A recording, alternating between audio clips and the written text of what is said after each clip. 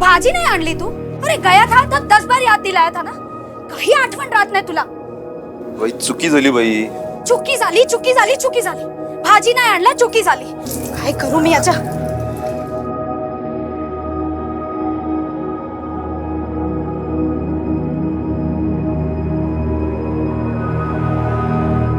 पापा, इसमें क्या है? इसमें अपने घर के रेडियो के लिए और एक रेडियो. अरे कंडक्टर है तू, क्या जरूरत थी इतना खर्चा करने की? काय ग तू नेहमी किट किट किट किट करत असते. ये नहीं लाया वो नहीं लाया, और जब लेके आता हूँ तो आई हे बघ हे. हाँ बघते काय आणले. ए हाथ देखना तेरे आटा से भरे ना. ये राहू दे, हम दोनों बाजार जाके सब्जी लेके आते. बस हेच करा नेहमी. आणखी काय येत नाही तुम्हाला? यही करू मैं पूरी जिंदगी.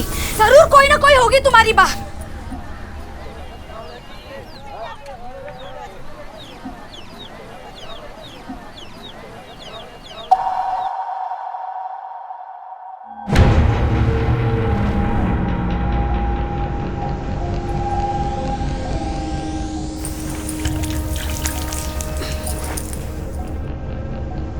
बघते काय आणले.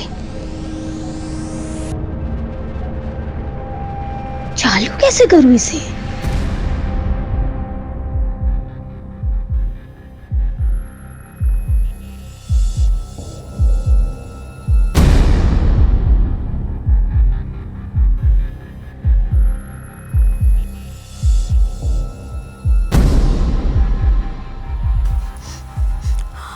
अरे देवा, माझी दाल.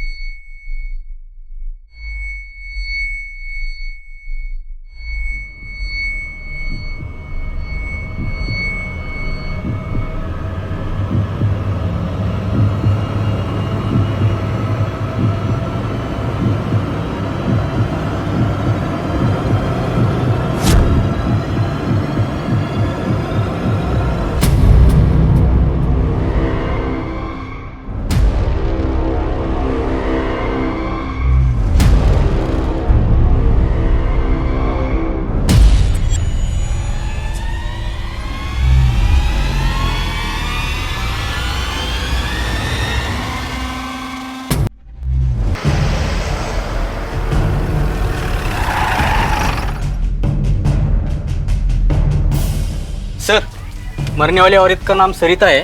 वो उसका पति और बेटी है. अच्छा सुनो, अभी यहाँ पे किसी भी चीज को टच मत करना. Yes sir. ये बॉम्ब ब्लास्ट का केस है. एसटीएस को बुलाओ तुरंत.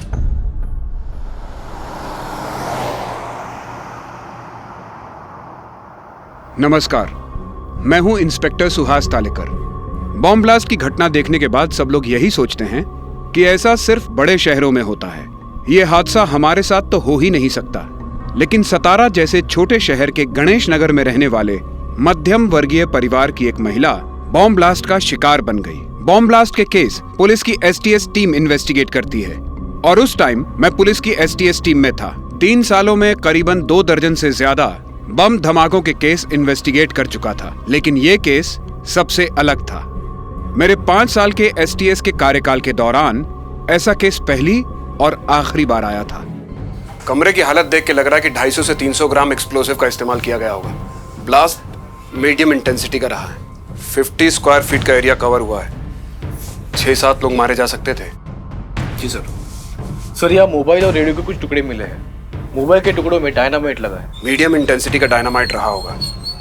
बाकी डिटेल्स तो फॉरेंसिक जांच के बाद ही पता चलेगी. लेकिन सर, मोबाइल में इतना एक्सप्लोसिव रखना पॉसिबल नहीं होता. शायद उसी के लिए रेडियो का इस्तेमाल किया होगा और ब्लास्ट कर दिया. हाँ, ये हो सकता है सर.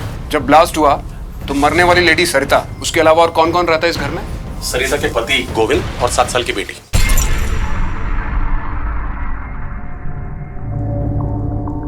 गोविंद, बॉम्ब कहां से आया तेरे घर में? बॉम्ब? मैं नहीं जानता सर. नहीं बता, मैं बताता हूं. शुरुआती जांच से हमारा अंदाजा है कि बॉम्ब रेडियो में था। रेडियो? लेकिन हमारे घर में तो कोई रेडियो है ही नहीं। तुझे क्या लगता है कि बॉम्ब से रेडियो के टुकड़े टुकड़े हो जाएंगे और हमें पता ही नहीं चलेगा कि घर में रेडियो भी था? हाँ, याद आया साहब, वो रेडियो ही तो लाया था मैं उस दिन। बड़ी जल्दी याद आ गया तुझे। अब ये भी याद करके बता तूने कहां से खरीदा? साहब वो खरीदा थोड़ी था, वो तो मुझे बस में मिला था। मिला था मतलब किसी ने गिफ्ट किया तुझे? नहीं नहीं, किसी ने दिया नहीं था, वो बस वहां पर चोरी किया था। चोर मत बोलिए साहब। क्या बोलो? खूनी? मर्डर? अरे नहीं साहब, जब गणपतिपुरी में पूरी बस खाली होती है तो मैं एक राउंड मार के देख लेता हूँ किसी का कुछ सामान छूटा है या नहीं।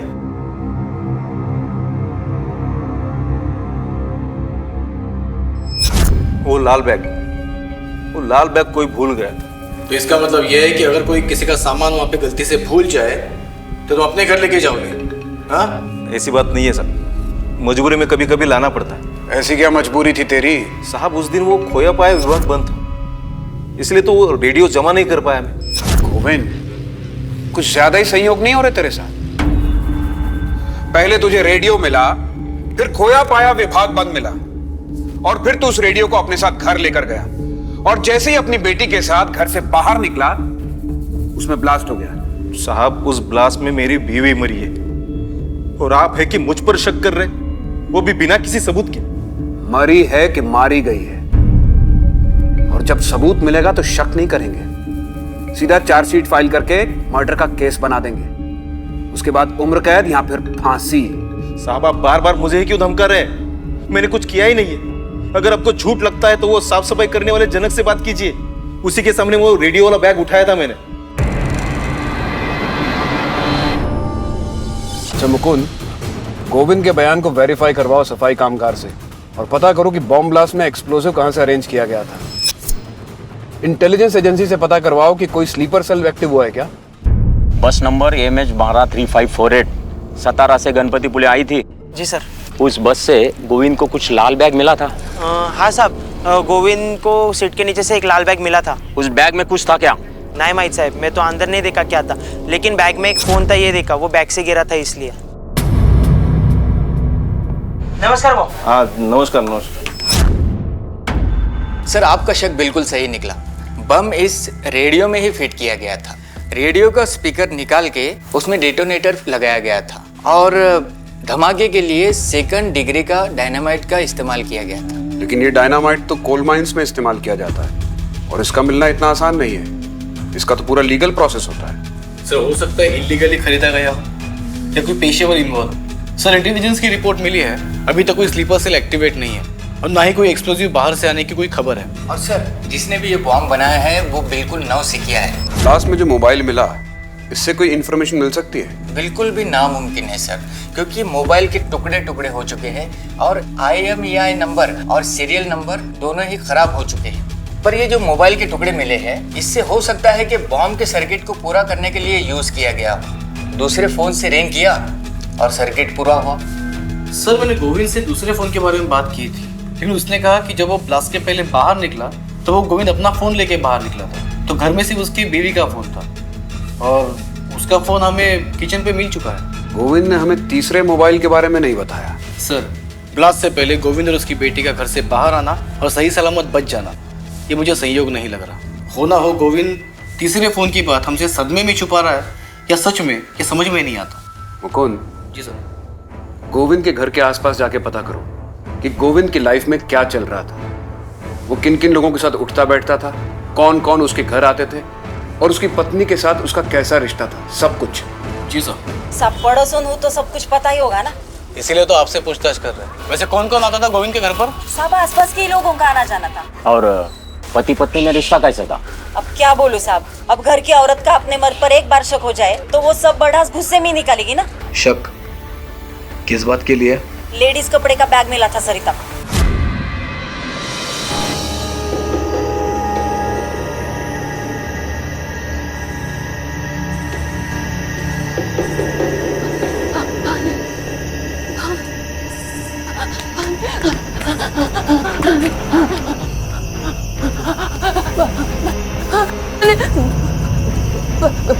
नहीं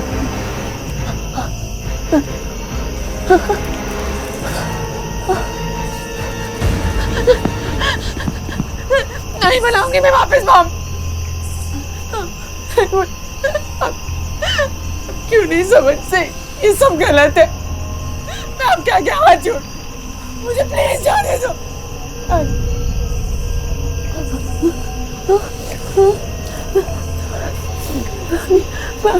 पानी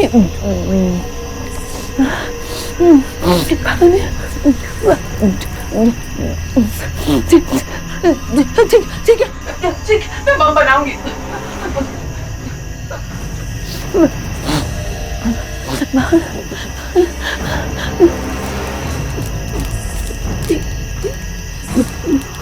मैं बम बना दूंगी तो आप मुझे छोड़ दोगे ना?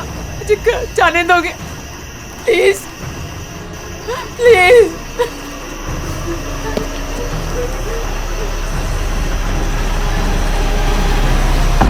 गोविंद, तेरा लफड़ा चल रहा था, ये बात तूने बताई नहीं।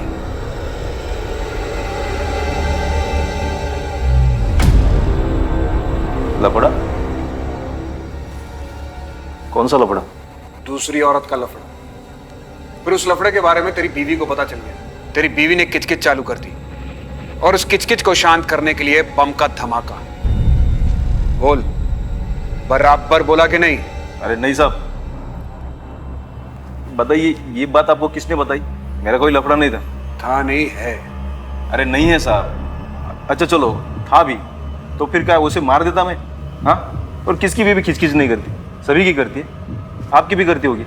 तो फिर क्या उसे बम से उड़ाते क्या? वो कौन?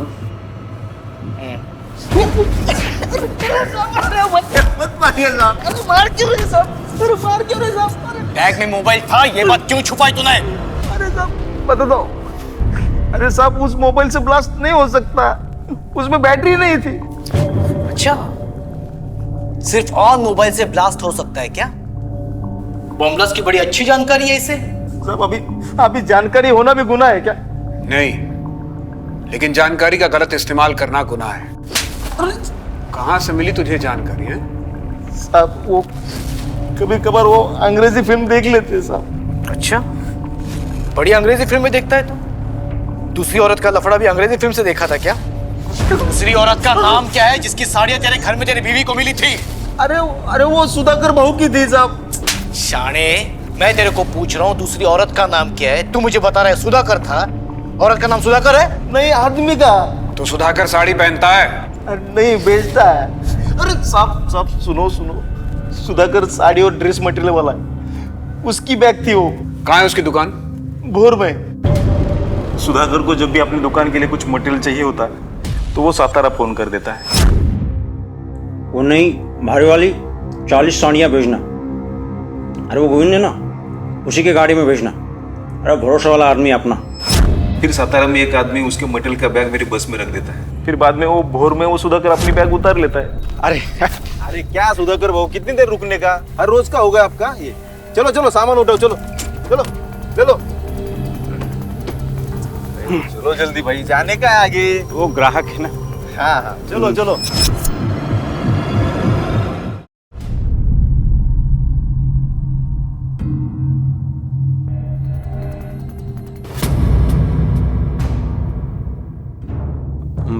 कॉन्डम खरीद रहा था साहब मैं।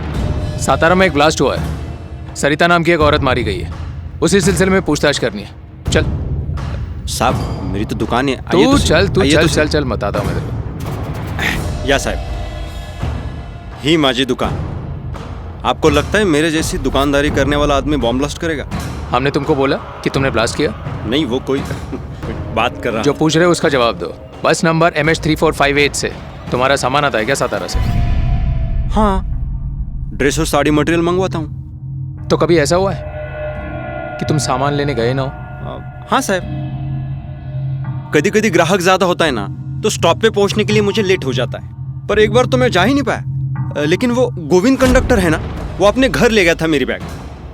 अगले दिन उसने वापस कर दिया साहब। ठीक है, अभी यहाँ से जाना मत, और कभी पुलिस स्टेशन बुलाए तो इंक्वायरी के लिए आ जाना। ठीक है साहब। सर, हमने गोविंद की कॉल डिटेल्स निकाल के चेक की, उसमें से उसका कोई अफेयर का एंगल सामने नहीं आया। हो सकता है गोविंद का जिससे अफेयर हो वो उससे फोन पे बात ही ना करता हो, उसके आसपास की कोई औरत हो, या ये भी हो सकता है कि गोविंद ने कोई दूसरा नंबर ले रखा हो। और सर भोर पुलिस ने पता लगाया है सुधाकर सारे वाले का सामान गोविंद के बस से ही आता है। एक दो बार गोविंद उसका बैग अपने साथ घर लेके गया था। मुकुंद, हो सकता है कि गोविंद बड़ा चालाक हो और अपने अफेयर के लिए उसने बॉम्ब से बीवी को मार दिया, या ये भी हो सकता है कि गोविंद जो कुछ कह रहा है वही सच हो, उसे वो बॉम्ब बस में मिला। बॉम्ब बस की किसी सवारी को मारने के लिए प्लांट किया गया था, लेकिन बॉम्ब बस में ब्लास्ट नहीं हुआ और वो बॉम्ब को उठाकर अपने साथ अपने घर ले आया। हो सकता है सर, और अगर हमारा दूसरा वाला अंदाज सही है तो ऐसा भी हो सकता है कि बस की जिस सवारी को मारने की कोशिश पहले की गई थी उसे दोबारा मारने की कोशिश हो जाए। इसीलिए हमें जल्द से जल्द सच का पता लगाना होगा। एक काम करो, तुम गोविंद, क्योंकि दूसरे एंगल की जांच पड़ताल के लिए हमें उसकी मदद चाहिए। जी सर।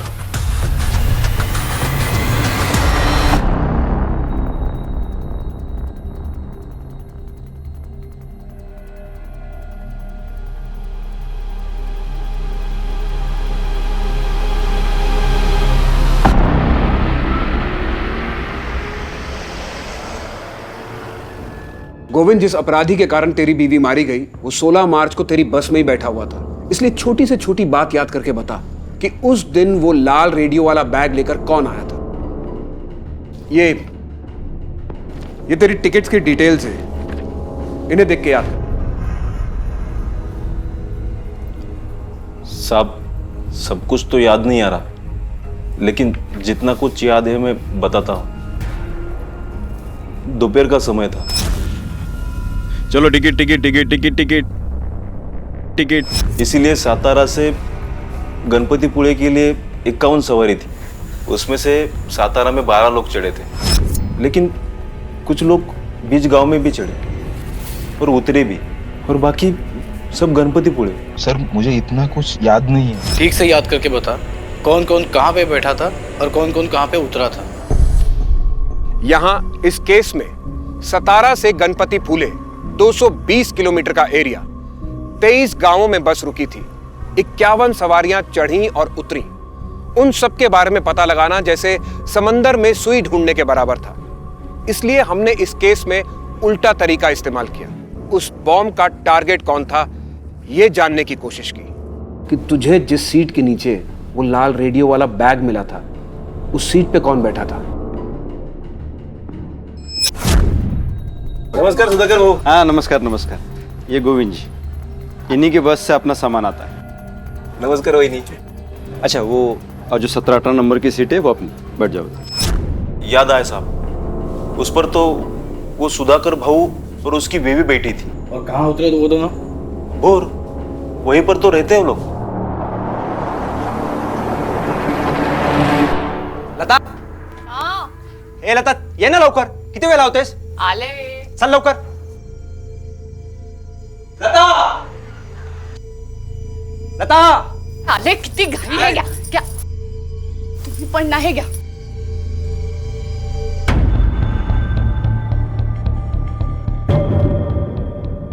भाऊ कुठे बाहेर चालले का? वहिनी है तो मैं पूछ लेता हूँ कौन सा पंखा ठीक करना है. साले, क्या देख रहा था? झालं काय? हाँ? छोड़ दो ना उसे. वहिनी आओ. काय भाऊ काय झालं काय? छोड़ दो उसको. वहिनी काय? आओ. काय झालं काय? एक सांगू दे ना त्याला. चल. अरे साले पण, अरे पिछली बार की मार भूल गया तू? ये चश्मा निकाल और पट्टी देख. का दिमाग गंदा है तो मेरी सोच गंदी बोल दी. पिछली बार तो मैंने कुछ नहीं कहा था, लेकिन इस बार ना मैं तुझे. अरे चल.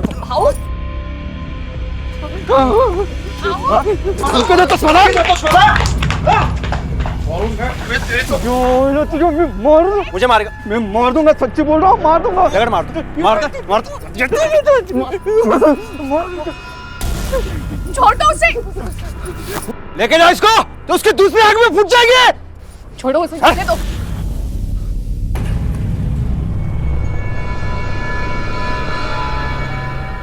आसपास के लोग देख रहे, अभी नहीं, बाद में आना.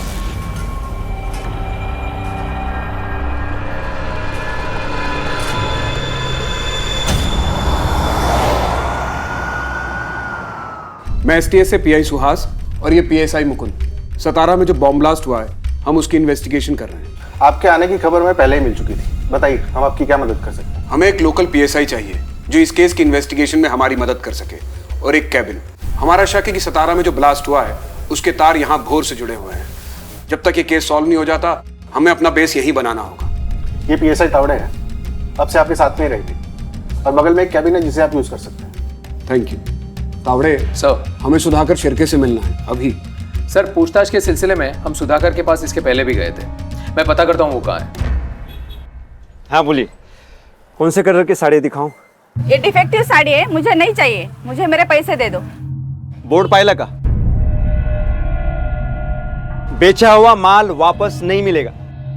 ये लो, सुबह सुबह धंधे की खोटी मत करो। चलो ये लो। ऐसा कैसे बात कर रहे आप? मला काही माहित नाही, माझे पैसे परत द्या। नाही ऐकलं नाही का? पैसे परत नहीं देणार? हाँ, एक तो माल ले जाते हो, यूज करते हो, डिफेक्टिव कहकर पैसे मांगने आते हो। चलो निकलो। ठीक आहे तुझी साडी आणि तुझे पैसे पण तुझ्या जवळच ठेव। भिकारी कुठला?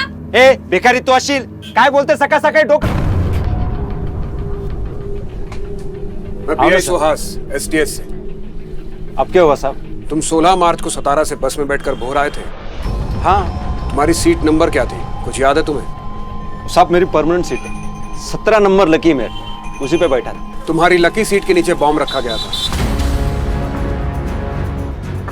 बॉम्ब? हाँ, और हमेशा क्या कि वो बॉम्ब तुम्हें मारने के लिए रखा गया था, और बस कंडक्टर गोविंद की पत्नी सरिता मारी गई। अरे देवा, गोविंद की बीबी के साथ तो बहुत बुरा हुआ। साहब मुझे कौन मारना चाहेगा? यही हम पता लगाने की कोशिश कर रहे हैं कि ऐसा कौन कर सकता है। 16 मार्च को तुम सतारा से भोर आने वाले थे, ये बात किस किस को पता थी? घर के पास वाले और दुकान के पास वाले, इन्हीं को पता थी। पब्लिक अनाउंसमेंट करके निकलते हो क्या? एक चीज अच्छे से ध्यान रख के मुझे बताना, उस दिन कोई जान पहचान वाला बस में लाल बैग लेके चढ़ा था क्या? मैंने ध्यान नहीं दिया साहब। सुधाकर, तुम्हारी जान खतरे में है, इसलिए हमसे कोई बात मत छिपाना। 4 महीने पहले मारपीट वाला केस, हमें शिंदे की बीवी के साथ उसकी दुकान में बदतमीजी करने की कोशिश। साहब आप मुझे बचाने की कोशिश कर रहे हो या जेल भेजने की? तेरे दुश्मनों की लिस्ट बनाने की कोशिश कर रहे हैं जो तुझे जान से मार सकते हैं। साहब ये अमय जो है ना, बहुत खतरनाक है। उसने झूठा केस किया था मुझ पर। सच बात तो ये है कि मैडम हे बघा, एकदम छान साड़ी, ये पहन के ना अच्छी अच्छी हीरोइनें फीके होनी है।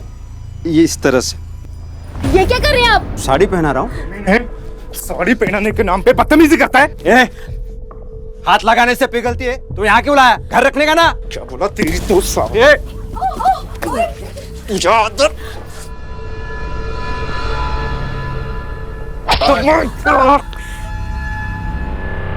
काय झालं? अरे माणूस आहेस की शैतान आहेस? साहब अभी दुकान में साड़ी बीड़ी पहनाते वक्त इधर उधर थोड़ा बहुत हाथ तो लग ही जाता है। इतनी सी बात पर उसने एफआईआर कर दिया, तो क्या करूं अब?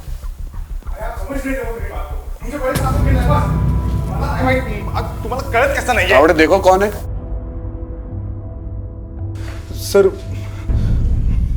सर वो मेरी बेटी नहीं मिल रही है। कब से?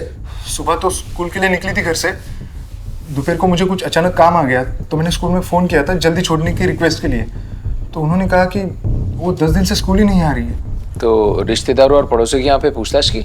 हाँ सब जगह ढूंढा सर, लेकिन वो कहीं नहीं है। हेलो, हाँ मैं इधर ही आ गई। हाँ ठीक, मैं लगे चलो। हाँ हाँ ठेव ठेव। सॉरी सर, मेरी बेटी घर पर आ गई है। आ गई? हाँ मैं चलता हूँ। देखा साहब कितना बिंडोक है। अच्छा हुआ उसकी लड़की मिल गई, नहीं तो वो भी केस मेरे पे डाल देता। तू कुठे होतीस? ठीक है ना तू? मेरी तो जान ही निकल गई थी।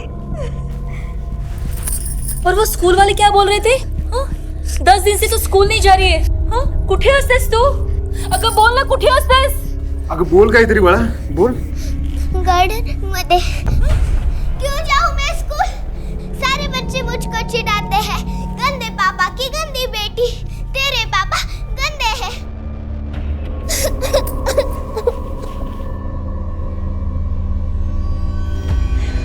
बोली उन्होंने कोई गंदा काम नहीं किया।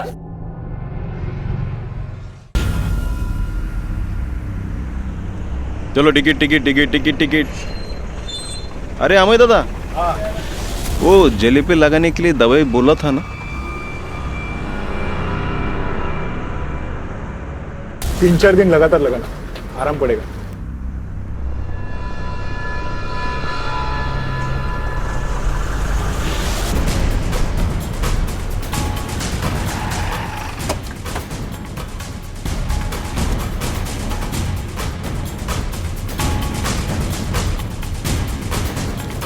अमेय, हमारे साथ पुलिस स्टेशन चलो, कुछ बात करनी है। किस बारे में साहब? मतलब मेरी बेटी तो मिल गई। तुमसे कुछ और पूछताछ करनी है। चलो।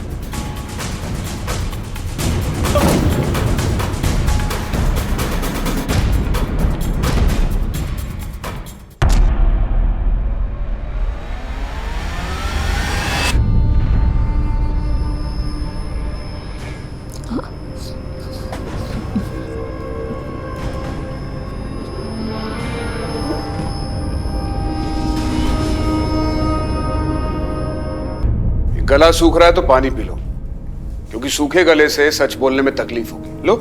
सर, आप क्या कहना चाहते हो मैं समझ नहीं पा रहा हूँ सर। शायद न्यूज़पेपर में पढ़ा हो, सतारा में एक बॉम्ब ब्लास्ट हुआ है।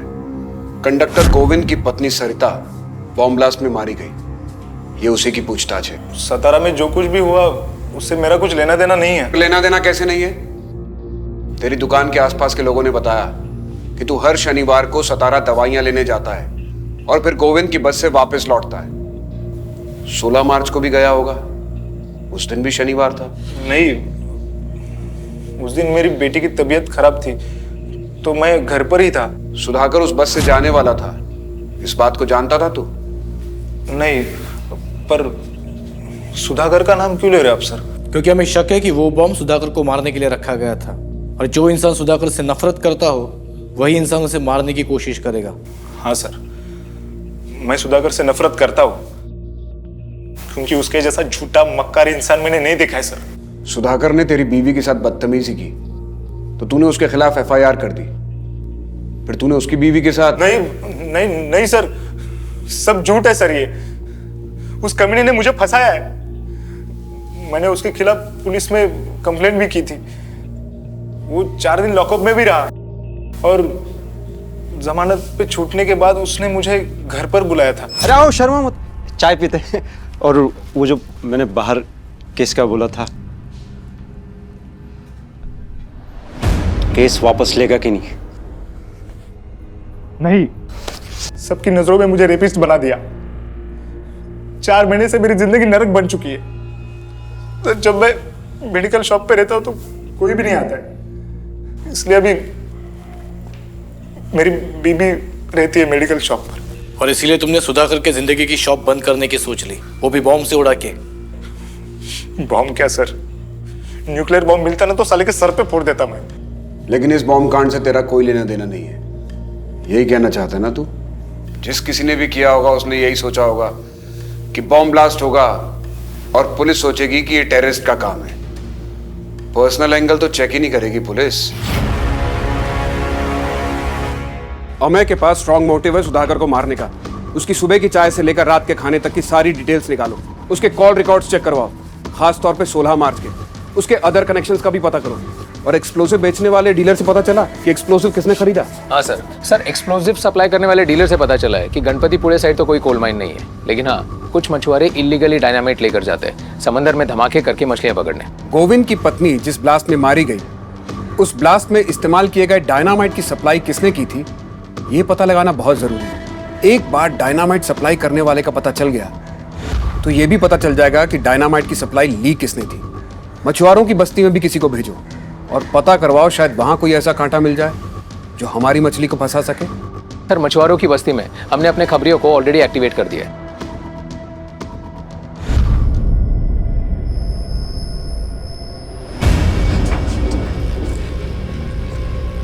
मैंने ये सैंपल बॉम्ब बनाया है। आपको एक सैंपल टेस्ट करके दिखाती हूँ।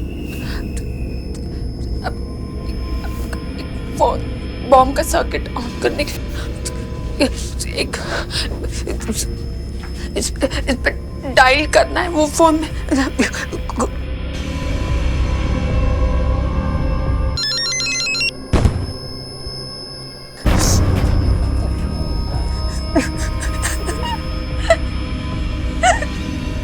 देखा, मैंने बना दिया। अभी बड़ा बड़ा बॉम्ब बनाने के लिए आप एक किलो डायनामाइट लेके आइए तो मैं बड़ा बॉम्ब भी बना दूंगी।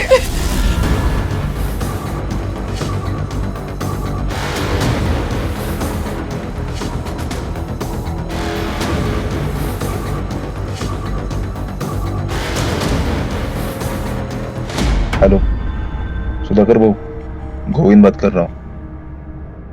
अरे आप आपका साड़ी का बैग मेरे बस में रखते हो ना? हाँ मालूम है आज नहीं रखा है, लेकिन आज के बाद रखना मत। अरे कुछ दिनों के लिए। पुलिस का बहुत टेंशन चल रहा है, ये मामला थोड़ा ठंडा होने दो, फिर देखते हैं क्या करते हैं।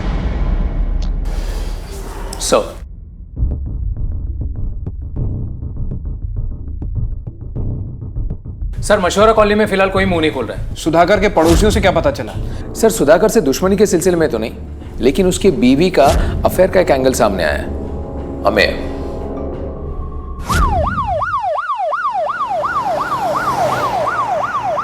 देखिए, हमसे कुछ भी मत छुपाइए। हमारे पास गवाह है जिन्होंने हमें को आपके घर पे आते जाते देखा है। जो भी सच है बता दीजिए। हाँ ये सच बात है कि भाई मुझे मिलने आता था, लेकिन हम दोनों के बीच ऐसा कुछ भी नहीं है। देखो अब नहीं, बाद में आना, आसपास के लोग देख रहे हैं। देखो, तुम्हारे पति ने मुझे झूठे केस में फंसाया है, ये तुम भी जानती हो। कोर्ट में सब सच बोलना प्लीज। इन सब का असर मेरी बेटी पर भी हो रहा है। दया कर, मेरी हालत को समझने की कोशिश करो। हाँ साहब, ये बात सच है कि मैंने अमय को झूठे केस में फंसाया, लेकिन आप लोगों ने ये कैसे मान लिया कि मेरी वाइफ का किसी और के साथ चक्कर हो सकता है? साहब देखिए वो कितनी डरी हुई है, कुछ बोल नहीं पा रही है। चाहिए पता कीजिए साहब।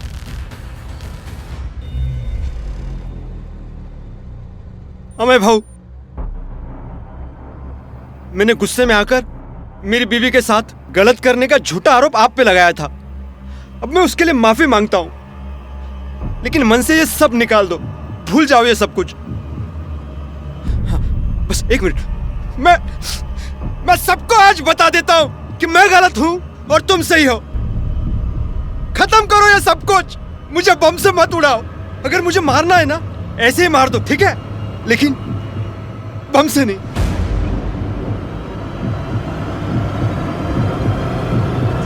सब तुम उसके बीवी को मिलने ही क्यों जाते थे? वो पागल दोबारा पुलिस में कंप्लेन कर देता तो? और माफी तो ऐसे मांग रहा था जैसे कि सबको बता रहा है कि वो ब्लास्ट तुमने ही किया है। मुझे ये बताओ, वो ब्लास्ट तुमने ही तो नहीं किया था ना?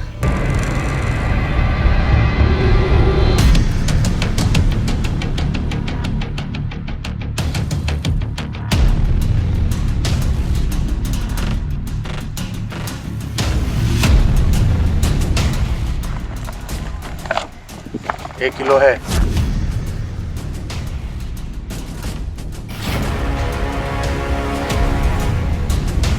सर खबर पक्की है, मछुआरा बस्ती में डायनामाइट की डील हुई है। 1 किलो डायनामाइट खरीदा गया है, लेकिन किसने खरीदा है और किसने बेचा है इसका हमें पता लगाना होगा। हो सकता है इसके तार गोविंद के घर हुए बॉम्ब ब्लास्ट से जुड़े हों। मुकुंद, तुम तावड़े के साथ जाओ और जल्द से जल्द पता करो, कोई बड़ा बॉम्ब ब्लास्ट होने वाला है, कई मासूमों की जान जा सकती है।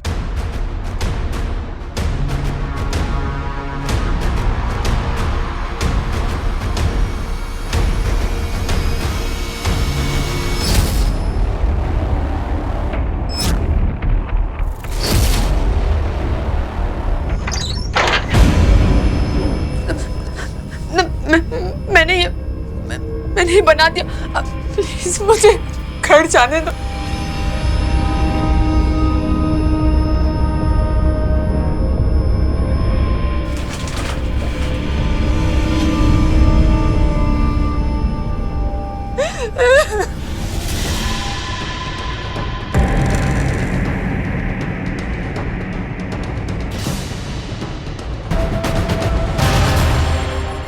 माल चाहिए। ले क्या? यहाँ क्यों लेके आया इनको? अरे 50 के 50,000 दे रहे। कितना चाहिए? 1 किलो टाइप 1 वाला डायनामाइट मिलेगा? हाँ मिलेगा, पहले पैसा देखो। पैसा चल दिखा दो। अरे चल चल चल सच बोल। मैंने कुछ नहीं किया साहब, किसी को कुछ नहीं बेचा, मैं सच बोल रहा हूँ। पहली बार बेचने की कोशिश की थी। सर, इसके साथी ने सब कुछ कबूल किया है और जिसको माल बेचा था उसका नाम भी बता दिया।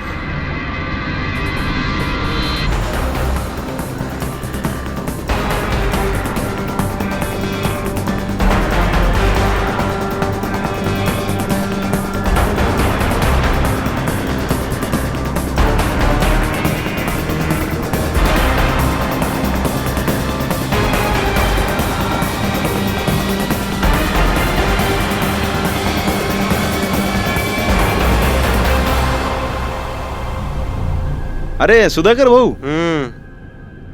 ये आखिरी बार है इस बस में सफर कर रहा हूँ। क्यों बे?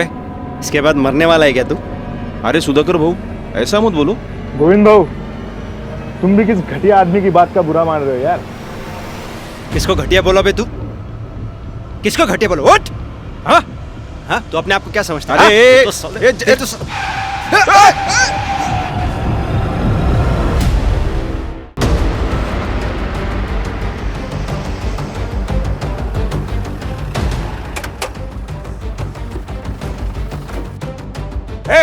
बस खाली करो, जल्दी चलो। चल चल चल दे, चल दे, क्विक, जल्दी जाओ, उधर जाके खड़े हो जाओ।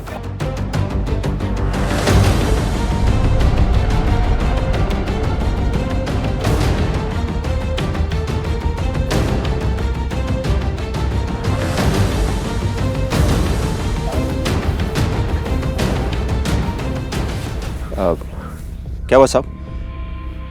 फिर से मुझे कोई बॉम्ब से उड़ाने की कोशिश कर रहा है क्या? हमारे साथ ही खेल खेल रहा है। आज शनिवार है ना, वो तो गए सतारा, अभी 2:30 बजे के बस से। थोड़े क्या कर रहे हो आप? मैंने कहा सुधाकर नहीं है घर पे। नहीं मुझे मिला नहीं। सुधाकर नहीं है घर ही, अब क्यों तलाशी ले रहे हो? मैंने कहा ना।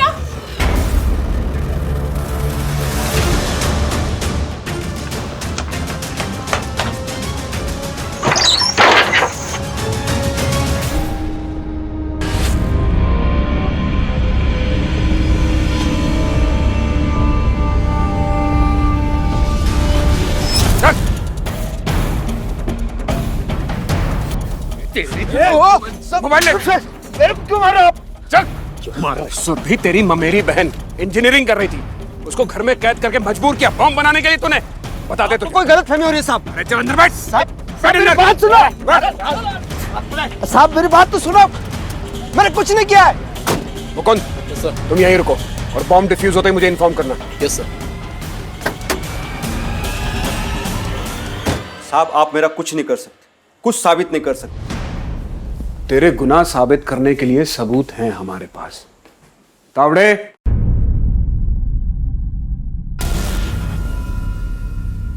ये तीनों गवाह भी हैं और तेरे गुनाह में शामिल भी हैं। अब बोल, साबित करने को क्या बचा? अब मैं तुझे बताता हूं तूने क्या किया। तुझे पता था कि अमेय हर शनिवार को बस में जाता है, इसलिए तूने उसे मारने के लिए बस में बॉम्ब प्लांट किया और बॉम्ब बनाने के लिए नंदू से एक्सप्लोजिव खरीदा। 1 किलो है। मैं को मारना नहीं चाहता था, मैं तो बस उसे फंसाना चाहता था और बॉम्ब ब्लास्ट करने का मेरा इरादा तो था ही नहीं। सुरभि को मजबूर करके, जोर जबरदस्ती करके उससे बॉम्ब बनवाया था और फिर अपनी पत्नी के साथ जाकर 16 मार्च को बस में बॉम्ब रख दिया। उस दिन डबल गड़बड़ हो गई थी। शनिवार को अमेय बस में आया ही नहीं था।